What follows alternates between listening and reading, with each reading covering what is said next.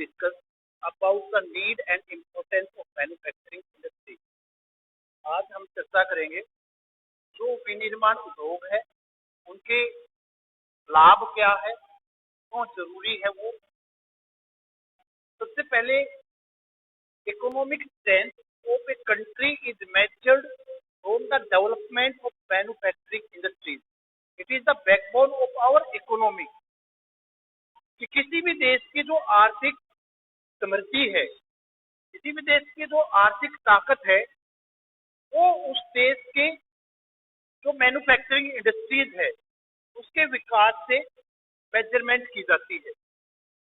किसी देश का आर्थिक विकास कितना है इसका हम अंदाजा कैसे लगाएंगे कि उस देश का जो मैन्युफैक्चरिंग इंडस्ट्रीज बेस है उसका आधार वो क्या है, उसके आधार पर हम किसी देश के आर्थिक विकास की मेजरमेंट करेंगे। दूसरी चीज, manufacturing industries are the backbone of our national economy. हमारे देश की अर्थव्यवस्था की रीढ़ है। बिना उद्योगों के देश का विकास नहीं किया जा सकता। अगर देश का आर्थिक विकास करना है तो उसके लिए इंडस्ट्रीज चाहिए। जब उद्योग होंगे तब वो देश अपना आर्थिक विकास कर सकता है। Second, they reduce the dependence of people on agriculture. कि भाई जो हमारे यहाँ पे एग्रीकल्चर सेक्टर पे इतना प्रेशर बना हुआ है, लगभग 54% जो इंडियन पॉपुलेशन है वो एग्रीकल्चर सेक्टर से अपनी अर्निंग चला रही है। तो एग्रीकल्चर सेक्टर पे एक एक्स्ट्रा बर्डन है। अगर देश में उद्योग धंधे होंगे तो फिर क्या होगा कि जो एग्रीकल्चर सेक्टर के ऊपर एक एक्स्ट्रा बर्डन गया हुआ है वो बर्डन कम हो जाएगा। Industries reduce the burden of agriculture sector because due to the industrialization many people are able to earn or living their earning from the industry. Thus it is the reduction in the agriculture sector. तो agriculture sector पे इतना ज्यादा pressure है, वो pressure और जो burden है वो कम हो जाएगा अगर देश में औद्योगिक ढांचा सही तरीके से खड़ा किया गया है। थर्ड है एम्प्लॉयमेंट प्रोवाइडिंग गुड्स।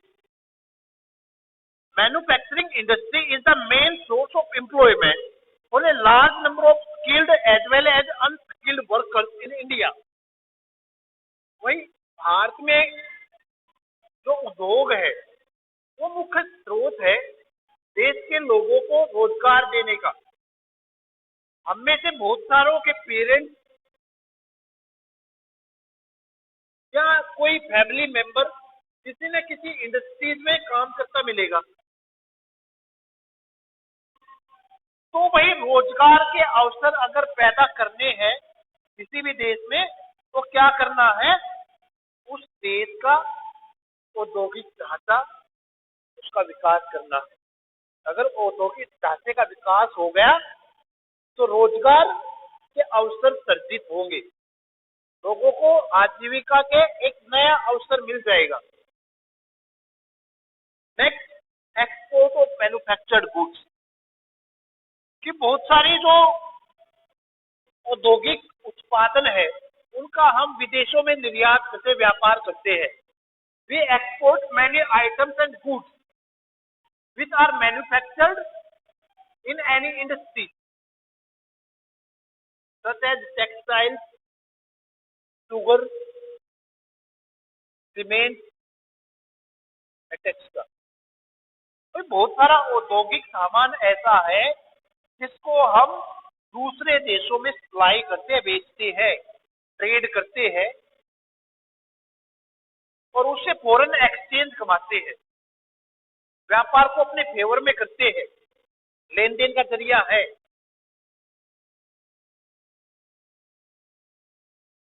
नेक्स्ट है एरिडिक पॉवर्टी एंड एम्प्लॉयमेंट, या रिडक्शन और abolition of poverty and unemployment. जब किसी देश में उद्योग होंगे तो वो लोगों को रोजगार देने के लिए सक्षम होंगे। देश की आबादी का एक बड़ा हिस्सा उद्योग धंधों में काम करके अपनी आजीविका कमा सकता है। इससे क्या होगी, इससे समाज की, देश की जो गरीबी है, बेरोजगारी की समस्या है, वो कम होगी या खत्म हो जाएगी। जब हम उद्योगों में काम करना शुरू कर देंगे, हमें एक रोजगार का अवसर मिल जाएगा, तो हमारी जो बेरोजगारी की समस्या है वो खत्म हो गई। और बेरोजगारी के कारण ही हमारे यहाँ पे गरीबी है। जो परिवार गरीब है उनके पास रोजगार नहीं है, तो भाई गरीबी और बेरोजगारी की समस्या दोनों को समाप्त किया जा सकता अगर औद्योगिक ढांचा मजबूत हो। Next, countries that transform their raw material into a wide variety of furnished goods of higher value are prosperous। कि भाई कई सारे ऐसे देश हैं जो कच्चा माल सप्लाई करते हैं दुनिया भर में, दुनिया के दूसरे देशों में। और कई सारे ऐसे देश हैं कि जो दुनिया में अपने देश में तैयार माल को बेचते, सप्लाई करते हैं। और दोनों ही अवस्था में जो रॉ मटेरियल सप्लाई करने वाले देश है वो भी, और जो किसी दूसरे में फिनिश्ड गुड्स बेचते हैं, सप्लाई करते हैं, ये दोनों ही देश विकसित होते हैं, संपत्तिशाली होते हैं, समृद्ध होते हैं। दूसरी चीज हम इसमें एक और ऐड कर सकते हैं, utilisation of natural resources. Utilisation of huge volume of natural resources has become possible with the development of industries in the country। भाई देश में अगर हमने जो अपने यहाँ पे विद्यमान प्राकृतिक संसाधन है उनका उचित प्रयोग करना है, तो क्या होना चाहिए, उसके लिए इंडस्ट्रीज होनी चाहिए। अगर इंडस्ट्रीज नहीं है लेकिन नेचुरल रिसोर्सेज है, तो भाई वो देश अपने नेचुरल रिसोर्सेज का उस हद तक प्रयोग नहीं कर पाएगा जिस हद तक उसे करना चाहिए, या जो उसको मिलना चाहिए मुनाफा वो उसको नहीं मिल पाता। दुनिया में कई सारे ऐसे देश हैं जिनके पास नेचुरल रिसोर्सेज तो है, पूरे भरे पड़े हैं, लेकिन उसके पास वो इंडस्ट्रियलाइजेशन सिस्टम नहीं है, टेक्नोलॉजी नहीं है, मशीनरी नहीं है, जिससे वो इन रिसोर्सेज का एक जो उचित प्रयोग है वो नहीं कर पाते। there are many countries in the world which are rich in the natural resources, but they have lacked the technology, machinery and industries to proper use of these natural resources, so they can't get the benefit। भाई जब industries है ही नहीं तो उनका प्रयोग कौन करेगा, technology है ही नहीं उसको वैल्यूएबल पे कन्वर्ट करने की, तो भाई क्या होगा, उसका अप्लाई करना पड़ेगा उसको नेचुरल रिसोर्सेज को, रॉ मटेरियल को, तो देश को वो हिस्सा नहीं मिल पाता। एक और हम हेडिंग ऐड कर सकते हैं, डेली नीड्स की। Manufacturing industry produces products of daily needs and help the common people to fulfil their basic needs. वही जो उद्योग है उनमें डेली नीड्स के, प्रतिदिन के इस्तेमाल में आने वाले जो सामान है वो तैयार किया जाता है। बहुत सारी इंडस्ट्रीज ऐसी है जो उपभोक्ताओं के लिए दैनिक जीवन में काम आने वाला जो सामान है वो तैयार करती है। अगर इंडस्ट्रीज नहीं होगी तो हम कैसे अपनी डेली जो नीड्स है उनको पूरा कर पाएंगे। हम बहुत सारी जरूरतों के लिए डिपेंड करते हैं इंडस्ट्रीज पर। जैसे हम सुबह उठते ही कोलगेट करते हैं, ब्रश करते हैं, टूथपेस्ट, तो वो जो ब्रश है और जो टूथपेस्ट है वो कहाँ पर तैयार की गई? किसी इंडस्ट्री में। या हम नहाने के बाद ऑयल या शैम्पू का यूज करते हैं, नहाते टाइम पे सोप का यूज करते हैं, तो सारी चीजें कहाँ पे प्रोड्यूस हो रही है? किसी इंडस्ट्रीज में। अगर वहां पे इंडस्ट्रीज है नहीं तो भाई डेली यूज की जो थिंग्स है, जो गुड्स है, वो हम कैसे पा पाएंगे? मुश्किल हो जाएगी। एक क्वेश्चन आता था कि हाउ इंडस्ट्री एंड एग्रीकल्चर को हैंड इन हैंड, किस तरह उद्योग और जो कृषि है वो एक साथ चलती है, दोनों की डिपेंडेंसी है। एग्रीकल्चर सेक्टर टोटली डिपेंड है इंडस्ट्रीज पर, और इंडस्ट्रीज भी कई सारी डिपेंड करती है एग्रीकल्चर सेक्टर पर। एक उदाहरण बताऊंगा कि जैसे चीनी उद्योग है, कपड़ा उद्योग है, वो कच्चे माल के लिए किसके ऊपर निर्भर है? कपास और गन्ने के लिए। और कपास और गन्ना किसी खान में नहीं मिलते, खेतों में उगाए जाते हैं ना। तो ये इस तरह की जो टेक्सटाइल या शुगर मिल्स है, ये अपने रॉ मटेरियल के लिए डिपेंड करती है एग्रीकल्चर सेक्टर पर। इसी तरह एग्रीकल्चर सेक्टर है वो भी कई तरीके से डिपेंड है इंडस्ट्रीज पर। जैसे आज हम देखें, एग्रीकल्चर सेक्टर में हम मॉडर्न जो टेक्नोलॉजी है, इनपुट्स है, उनका इस्तेमाल करते हैं।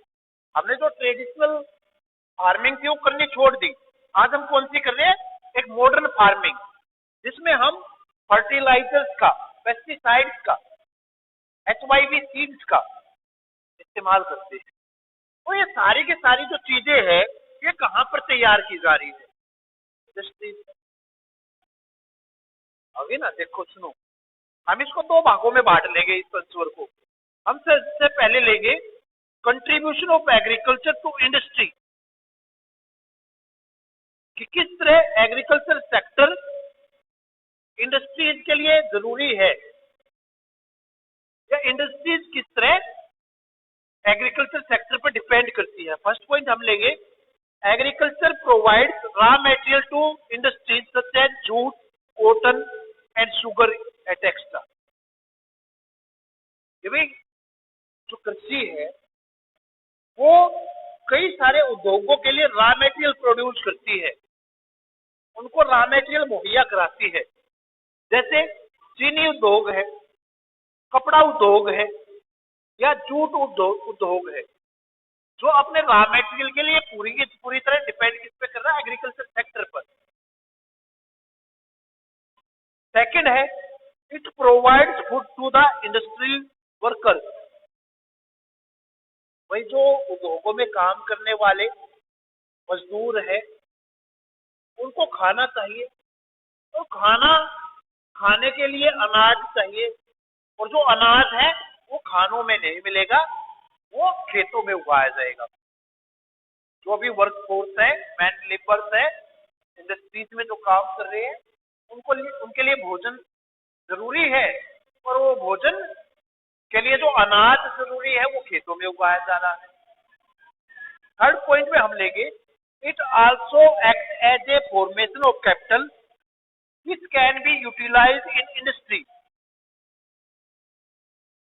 It also acts as a formation of capital which can be utilized in industry. कि भाई जो एग्रीकल्चर सेक्टर है वो पूंजी की व्यवस्था करता है उद्योगों के लिए। कई सारे बड़े बड़े जो जमींदार है वो इन्वेस्ट करते हैं अपने कैपिटल शेयर मार्केट में या इंडस्ट्रीज में। तो इस तरह एग्रीकल्चर सेक्टर इंडस्ट्रीज के लिए पूंजी की व्यवस्था भी कर रहा है। क्लियर? सेकंड पार्ट में हम ले लेंगे contribution of industry to agriculture sector, कि जो उद्योग है वो किस तरह जरूरी बन जाते हैं एग्रीकल्चर सेक्टर के लिए, या किस तरह एग्रीकल्चर सेक्टर डिपेंड करता है इंडस्ट्रीज के ऊपर। फर्स्ट हम लेंगे Industry provide inputs to the agriculture such as fertilizers, tractors and other machines. भाई आज हमें खेती करने के लिए मॉडर्न इनपुट्स की रिक्वायरमेंट है। आज हम जो मॉडर्न फार्मिंग कर रहे हैं उसके लिए मॉडर्न और लेटेस्ट जो टूल्स है, मशीनरी है, जैसे ट्रैक्टर, रोटावेटर, हार्वेस्टर, कंबाइन और बहुत सारे दूसरे इंस्ट्रूमेंट। और ये सारे जो इंस्ट्रूमेंट है, ये सारे जो एग्रीकल्चरल टूल्स है, ये कहाँ पे प्रोड्यूस किए जाएंगे, कहाँ पे मैन्युफैक्चरिंग इनका काम होगा? इनकी मैन्युफैक्चरिंग होगी इंडस्ट्रीज में। All the agriculture tools and machinery manufacture in the industry such as tractor, harvester, combine, rotavator etc. Second हम लेते हैं, it provides infrastructure facilities to the agriculture sector. Infrastructure की सुविधा भी मुहैया कराती है इंडस्ट्री। आज हमारे यहाँ पे आप लोग देखते होंगे कि बहुत सारे जो किसान है वो अपने खेतों में शेड लगा देते हैं। जगह मिलेगी ना कहीं कहीं पर कि पूरी तरह अपने खेत को कवर कर देते हैं, जिससे जो डिजास्टर की सिचुएशन है उस हालात में उनकी फसल खराब ना हो, आवारा पशु उनकी फसल को खराब ना करे और उत्पादन ज्यादा हो। तो वो जो इंफ्रास्ट्रक्चर सुविधा है वो मुहैया करा रहा है। या तुम देखते होगे भाई ट्रांसपोर्टेशन की सुविधा भी चाहिए, मार्केट में अपने अनाज को ले जाने के लिए, मार्केट से अपने लिए दवाइयाँ खाद बीज लाने के लिए ट्रांसपोर्टेशन काफी जरूरी है एग्रीकल्चर सेक्टर के लिए। तो ट्रांसपोर्टेशन जो सिस्टम है, जितने भी मोड्स ऑफ ट्रांसपोर्टेशन है, वो उनकी मैन्युफैक्चरिंग कहाँ पे होती है? इंडस्ट्रीज में। It also provide transport facilities to the agriculture sector and to the farmer to take their crops in the market. भाई किसान अपने अनाज को खेतों में तो रख नहीं सकता, उसको घर पे भी लाना है, बाजार में भी ले जाना है, वो सारी चीजों को बाजार से भी अपने घर, अपने खेतों में ले जाना है। तो उसके लिए उसके रिक्वायरमेंट है ट्रांसपोर्टेशन के मोड्स। और जितने भी ट्रांसपोर्टेशन के मोड्स है, ट्रैक्टर है, ट्रक है या 3-4 व्हीलर्स है, रेलवे है, इन सारों का जो निर्माण है, मैन्युफैक्चरिंग वर्क वो कहाँ पर हो रहा है? वो मैन्युफैक्चरिंग वर्क इंडस्ट्रीज में ही हो रहा है। ट्रैक्टर की इंडस्ट्रीज है उसमें तैयार किए जा रहे हैं, ट्रक कोई अलग इंडस्ट्री उसमें तैयार किए जा रहे हैं, किसी में इंजन है, किसी में उसकी बॉडी तैयार की जा रही है, किसी में टायर तैयार किए जा रहे हैं। तो इंडस्ट्रीज के ऊपर डिपेंड करता है एग्रीकल्चर सेक्टर। उसके बाद हम ले सकते हैं, it provide employment to the people and reduce the burden from agriculture sector. कि भाई जो इंडस्ट्रीज है वो देश के लोगों को, जनता को रोजगार देती है, जिससे देश के लोगों की जो डिपेंडेंसी है एग्रीकल्चर सेक्टर पर वो कम हो जाती है।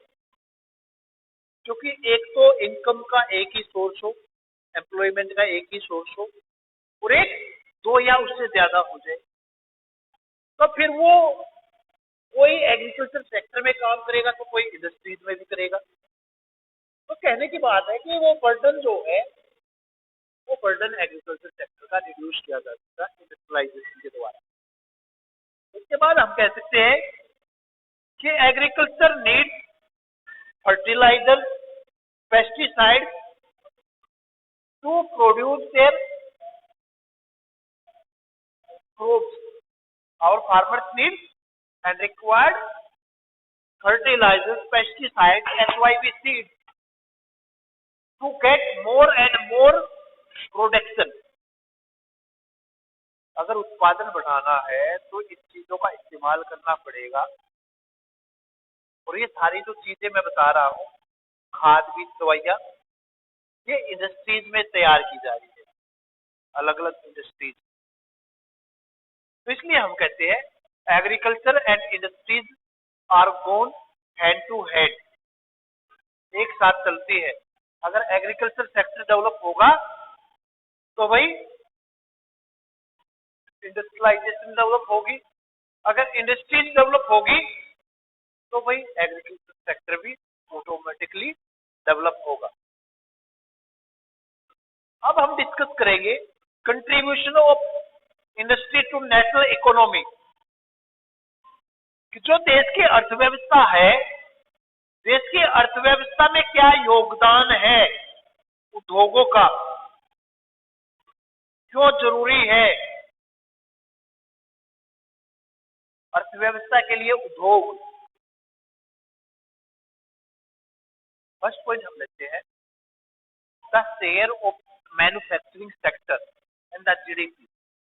GDP gross domestic product economics में हम पढ़ चुके हैं। The share of manufacturing sector in the GDP has been stagnant at 17% over the last 2 decade. अगर हम पिछले 20 सालों की बात करें तो जो इंडिया की जीडीपी है, कुल सकल घरेलू उत्पाद है, उस जीडीपी में मैन्युफैक्चरिंग जो सेक्टर, जो इंडस्ट्रीज है, वो 17% शेयर कंट्रीब्यूट करता है। इंडियन जीडीपी का 17% आउट ऑफ 100 इंडस्ट्रीज कंट्रीब्यूट करती है, उनका शेयर है।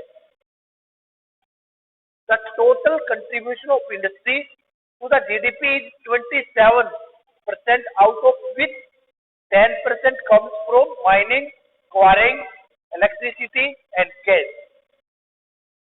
अगर टोटल कंट्रीब्यूशन की बात करें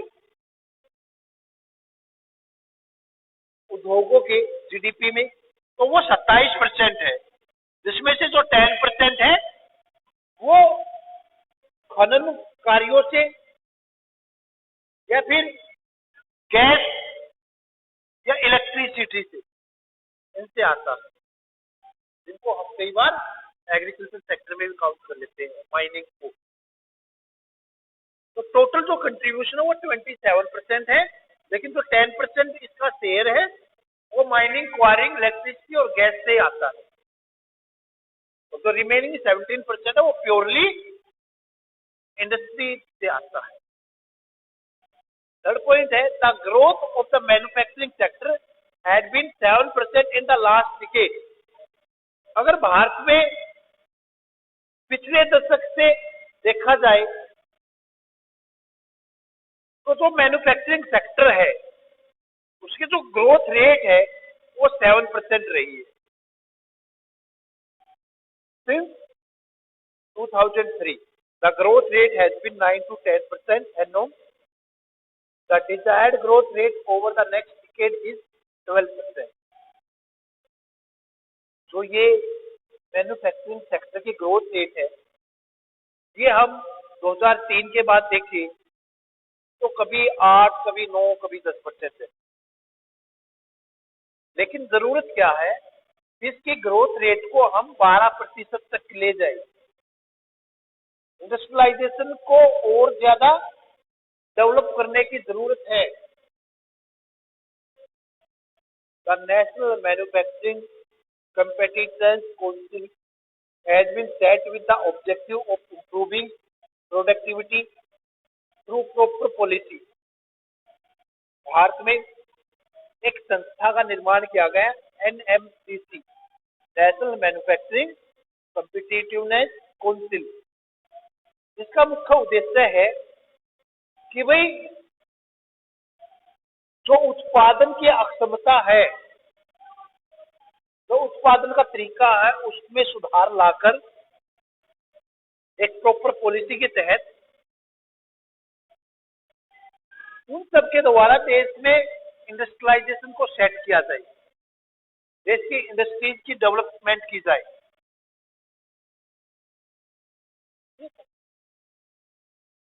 तो ये है contribution of industry to national economy.